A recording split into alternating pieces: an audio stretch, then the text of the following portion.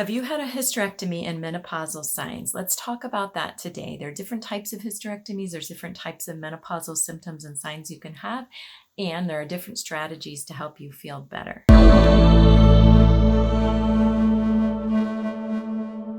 Hit the bell to be notified when I post a new video every Friday, and hit the subscribe button to get off the hormone roller coaster and rediscover the magic of feeling well. I'm Dr. Shelley Meyer. I'm a board-certified functional medicine physician and family medicine physician and a registered dietitian and nutritionist. I help lots of men and women in my functional medicine practice get to the root cause of their symptoms and rediscover how they could feel if they get to those root causes and start working on them. And I've helped hundreds of women with their hormones and to get off the hormone roller coaster and to really feel vital and balanced and feel like themselves again. So today let's talk about one way that women are on or one reason women might be on the hormone roller coaster, and that could be because of a hysterectomy that they had to have. Now, there's different reasons why women may have to have hysterectomies, and there's different types of hysterectomies. Hysterectomy is when the uterus is surgically removed.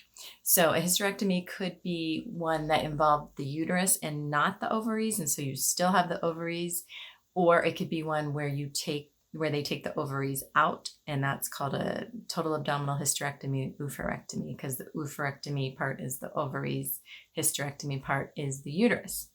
So there's different reasons for each of those surgeries, but the one where you would have to take the uterus and the ovaries is more severe, and you will go into a more sudden kind of menopause. It's not more severe as far as the surgery necessarily goes, but the way you feel after may be more of a sudden or severe shift for you. So your ovaries are where you make your estrogen and your progesterone. So when you don't have those ovaries anymore, then you will go into, and this is when you have the surgery, that's the total abdominal hysterectomy, the oophorectomy. So you will go into menopause, and what does that feel like? Well, first of all, you don't have any periods, and that's kind of what menopause is, 12 months without periods. Traditionally, when you don't have the surgery, you'll have hot flashes potentially, night sweats, weight gain potentially, not all of these for every woman, thinner hair, bone loss, dry skin, low libido, vaginal dryness, and even some migraines or headaches and potential mood changes, even depression or anxiety sometimes. And I do have a video that I suggest you watch about perimenopause and what women go through when they're in perimenopause, and what it is and how to recognize the signs and symptoms, because that may help you as well. And then when you have not had your ovaries removed and just your uterus, so you won't have periods anymore because you don't have the uterine lining to shed, but you may even sometimes feel like you're going to have a period. You may sometimes feel from some of the mood changes. It's just harder to recognize when you're going into like menopause or perimenopause after you've had a hysterectomy, but you still have your ovaries. So you will want to pay attention, particularly that video I just linked there, because that shows you some of the signs and symptoms of what we call perimenopause, which are the years leading up to menopause. So that can help. And then that could just recognize that the menopausal symptoms, you may not feel the changes in the period, so you might not know that you're going into menopause. So you do want to pay attention to kind of the age range of menopause, which is usually late 40s to early 50s. So why do women have these types of surgeries? If you're one that has had them, and that's probably why you're watching this video, you probably know this, but the more significant surgery where you remove the uterus and the ovaries is often from cancer.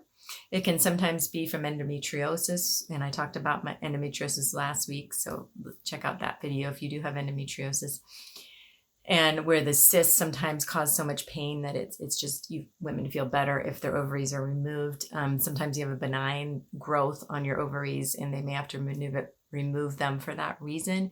And then also it could be prophylactic, meaning in your family there's a high risk, or for some reason you have a high risk for ovarian or uterine cancer, and then it's just the safest thing to have them removed according to your doctor. That could be one reason why. So I'd love for you to comment down below if you have had a hysterectomy and went into menopause early, and if you have any advice for women and just to help women not feel alone, or if you have any questions.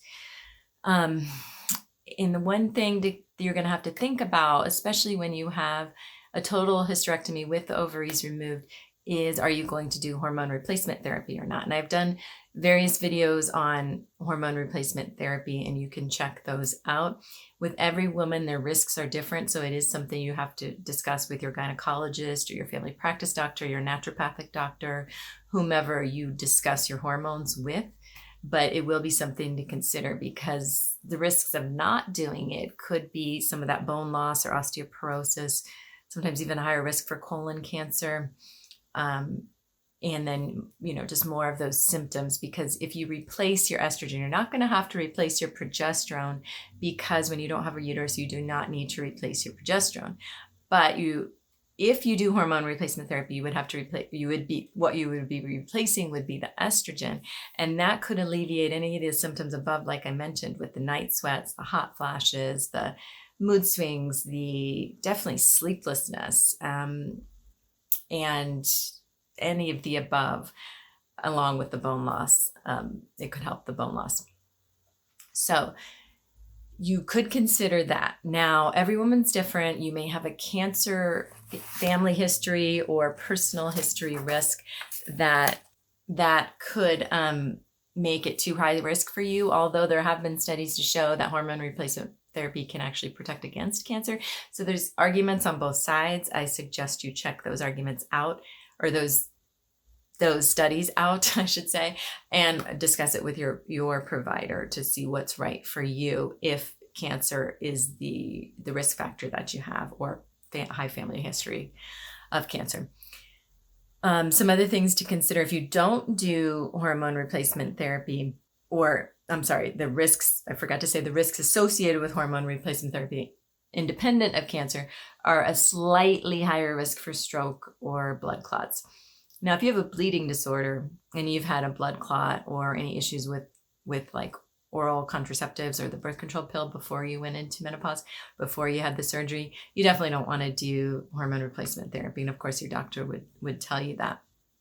But there are also some studies that show that hormone replacement therapy can help protect against heart disease in other ways.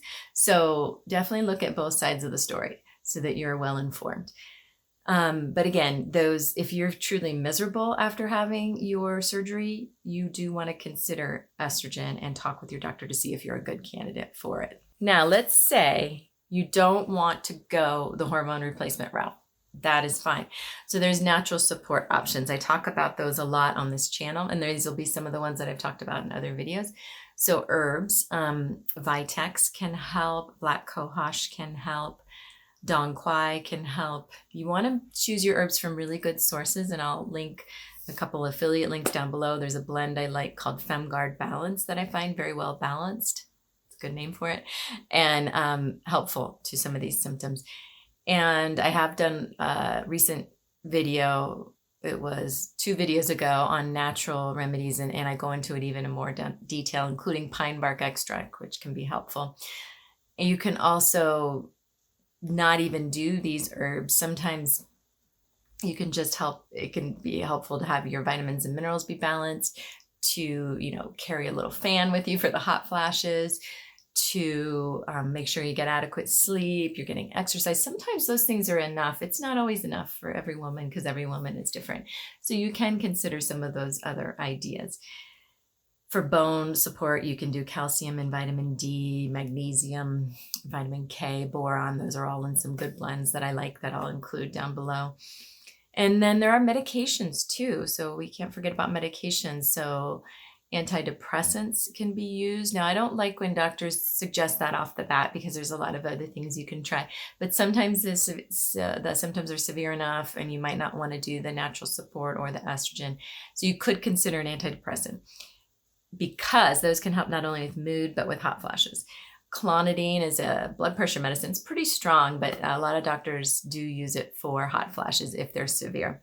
You just got to be careful it doesn't make your blood pressure too low. So if you get lightheaded, dizzy, any of those things, talk with your doctor for sure. And then gabapentin, some doctors use for hot flashes. Don't love gabapentin, because along with antidepressants, it can be hard to taper you off of that. It can be hard for you to get off of that. So don't ever go cold turkey off that or the clonidine. If you're on any of those, definitely talk with your doctor. because there is a tapering protocol that will make it easier for you to come off of those medications. So that's the concerns I have with those, along with some other like fatigue and libido changes and all those that can come along with those medications. But as you can see, there are options, and you do want to think about this ahead of time before you have the surgery and discuss it with family members who might tell you more about your family history, or your provider. Maybe employ the help of a natural health provider so you can really look at all the options.